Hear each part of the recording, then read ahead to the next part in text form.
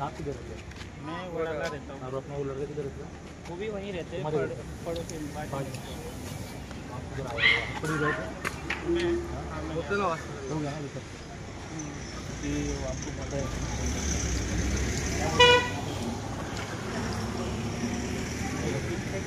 वहाँ पे चेक करने दो, हम आपके सबके पीछे है। तो अभी क्या बोला ये बता महाराष्ट्र गवर्नमेंट ना आपल्या पाठीचे आहे, त्यांचा नंबर घे, ठीक आहे? योग्य कारवाई झाली नाही तर तुमच्या पाठीमध्ये आम्ही टेन्शन घेऊ नका। आम्ही आप लोग तो उनके मम्मी पापा को बोल दीजिए ना, उनको बात किया ना, त्याचा नंबर घेऊन दो। एक पापा जीव गेलेला नाही तर एका कुटुंबाचं भविष्य अंधकारमय झालेलं आहे आणि त्यामुळे नुसतं एक जीव जात नसतो, त्या एका जीवावर अवलंबून असलेले बाकीचे जीव तडपडतात आणि त्यांचं आयुष्य शून्य होऊन जातं। आणि हा तरुण मुलगा होता, त्यामुळं स्थानिक जनतेमध्ये तीव्र नाराजी आहे। लोकांनी आम्हाला फोन करून सांगितलं होतं, त्यामुळे आम्ही तात्काळ तेवणार पोलीस स्टेशनला धाव घेतली। आमचे सगळे सहकारी आता हॉस्पिटलला जाऊन आले, तो मुलगा मृत पावलेला आहे, त्यामुळे दुःखद घटना घडलेली आहे। ते साधारणतः 24 ते 25 वर्षाचा आहे। पोलिसांनी सांगितलं की जर अशा प्रकारे घटना घडलेली आहे दुःखद, तर गुन्हा दाखल झालाच पाहिजे आणि कायदेशीर कारवाई आम्ही आमच्या तपासातून करू। आमची मागणी आहे की ह्या गोष्टीला जे जबाबदार आहेत ती जबाबदारी झटकून चालणार नाही, जे जबाबदार आहेत त्यांच्यावरती सदोष मनुष्यवधाचा गुन्हा दाखल झाला पाहिजे, तर त्या कुठेतरी कुटुंबाला आणि त्या मृतात्म्याला न्याय मिळेल असं त्या ठिकाणी। जो मृत पावलेला जो मुलगा आहे किंवा त्यांच्या घरच्यांनी तपास केलाय का? नाही अजूनपर्यंत नाही, पण स्थानिक लोकांनी आमचे सहकारी आहेत, आमचे येशू जगले आहेत, बुत्तेवाडकर सर आहेत, परत आमचे कैलास कुठे आहेत, परत आमचे मानकरून सनी शिंदे धावत सुटले, अशा गोष्टी घडल्यानंतर अंकुश साठे आहेत, हे सगळे स्थानिक मंडळी आहेत तिकडची। या लोकांना स्थानिक जनतेने हा सगळा प्रकार सांगितला, त्यामुळे आम्ही धाव घेतली आणि पोलिसांना भेटलो आणि प्लस आमचे सगळे सहकारी हॉस्पिटलला जाऊन त्या मुलाची चौकशी करण्याकरता गेले, परंतु दुर्दैवाने तो ऑफ झाला आहे। साहेब आज तुमचा वाढदिवस पण आहे आणि ते वाढदिवसचा कार्यक्रम करून तुम्ही जनतेसाठी नाही, रात्रीचे 1-2 वाजले तरी तुम्ही आलाय का? सन्माननीय राजसाहेब ठाकरेंची शिकवण आहे, वहिनीसाहेबांची शिकवण आहे, आम्ही साहेब ठाकरेंचा आदेश आहे की आपल्याला सतत काम करत राहिलं पाहिजे आणि ह्या जनतेच्या ज्या शुभेच्छा आपल्याला आहेत, आपला वाढदिवसच काय, आपल्याला 365 दिवस जनतेच्या शुभेच्छा आणि आशीर्वाद मिळत राहतील जर आपण काम चांगलं केलं तर, एवढंच। विशेष म्हणजे तुम्ही बघू शकता की आज खांडेकर साहेबांचा वाढदिवस आहे आणि या ठिकाणी मी अभिमानाने व स्वाभिमानाने सांगू इच्छितो की रात्रीचे 2 वाजत आलेत।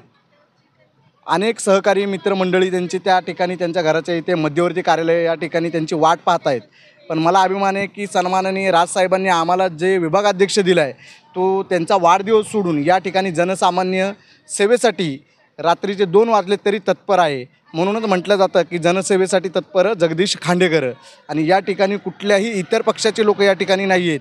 आज 24 ते 25 वर्षाचा मुलगा मयत पावलेला आहे, या गोष्टीचं तर दुःख आहेच, पण त्यापेक्षा अधिक अभिमान हे त्याच्यावरती हत्येचीच गुन्हा दाखल केला पाहिजे। कारण की आम्ही तिथून जात असताना मला एक आवाज आला, की आवाज आल्यानंतर मी येशूबाईला आमच्या सांगितलं की काहीतरी म्हणलं आतमध्ये झालेलं आहे आणि काहीतरी पडलेलं आहे, तर ते बोलले की त्यांचं काम चालू आहे, त्यामुळं आम्ही तिथं जरा म्हणजे हलगर्जीपणा केला आणि ते बघितलं नाही, आणि नंतर आल्यानंतर आम्हाला ते रक्तबंबाळ त्याचा झाला होता। आम्ही घटनेला धाव देऊन तिथं समोर आम्ही त्याला हॉस्पिटलमध्ये हे केलं। हां, डॉक्टरने आता आम्ही हॉस्पिटलमध्ये जाऊन आलो, डॉक्टरने मृत घोषित केल्यानंतर खांडेकर साहेबांचा आज वाढदिवस आहे, याच वाढदिवसाच्या निमित्त त्यांना फोन आम्ही तिथून केला, तरी देखील ते आमच्यासाठी हॉस्पिटलपासून आत्ता पोलीस स्टेशनपर्यंत त्यांनी धाव घेतली। करायला पाहिजे बिल्डरला, कारण की अनेक दिवसापासून पण बरेचशा कंप्लेंटी होत्या बिल्डरच्या, म्हणजे ज्यावेळेस काम चालू आहेत बिल्डरचं तर वरतून काय माल वगैरे पण पडलेत, भरपूरशा लोकांच्या अंगावर पडलेले ते काही व्हिडिओ पण आहेत माझ्याकडे की ते तुम्हाला मी दाखवतो आता। हे ते व्हिडिओ आहेत, तर ह्या व्हिडिओमध्ये दिसून येते स्पष्ट की ह्याच्या आधी पण भरपूरशा गोष्टी घडलेल्या आहेत आणि बिल्डरला आणि BMCला वगैरे आम्ही भरपूरशा वेळी सांगितलं होतं की याच्यावरती काहीतरी कारवाई करा म्हणून। आणि आज असं झालं आहे की आज आम्ही जात होतो, माझा मित्र अंकुश आणि मी, तर आम्हाला एक आवाजही आला तिकडून। आवाज आल्यानंतर ना आम्ही अंकुशला बोललो की काहीतरी आवाज येतो आहे तिथून, तर मी म्हटलं काहीतरी पडलं असेल वरतून, काही काम त्यांचं चालू आहे, पडलं असेल। आणि नंतर अर्ध्या तासाने आम्ही परत रिटर्न येतो आहे. तर रिक्षामध्ये त्याला टाकताय तर तिथं जाऊन बघितलं आम्ही की रिक्षा त्याला काय टाकतात. तर बघतो तर त्या पोराचा पूर्ण रक्तभमळ झाला आहे पोरगा आणि तो पडला आहे तिथे. तर काही मला इमेज वगैरे भेटलेले आहेत त्या पोराचे. बघितलं रिक्षामध्ये त्याला टाकलं. त्याच्यानंतर आम्हाला कळलं की पोरगाच पडला आहे तिथे. म्हणून आम्ही तात्काळ कोळेकर हॉस्पिटल म्हणून आहे तिकडे कोळेकर हॉस्पिटलला आम्ही गेलो. साहेबांनाही फोन केला होता, खांडेकर साहेबांना. तेही तिकडे आले, त्यांनी माहिती घेतल्यानंतर परत आता आम्ही देवनार चौकीत आलो. आणि बिल्डर हा ह्याला ब्लॅकलिस्ट केला पाहिजे असं मला वाटतं.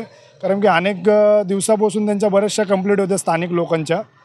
तर प्रत्येक वेळी BMCला सांगून BMCने पण हलगर्जीपणा करते. BMC काय लक्ष घालत नाही या गोष्टीवरती.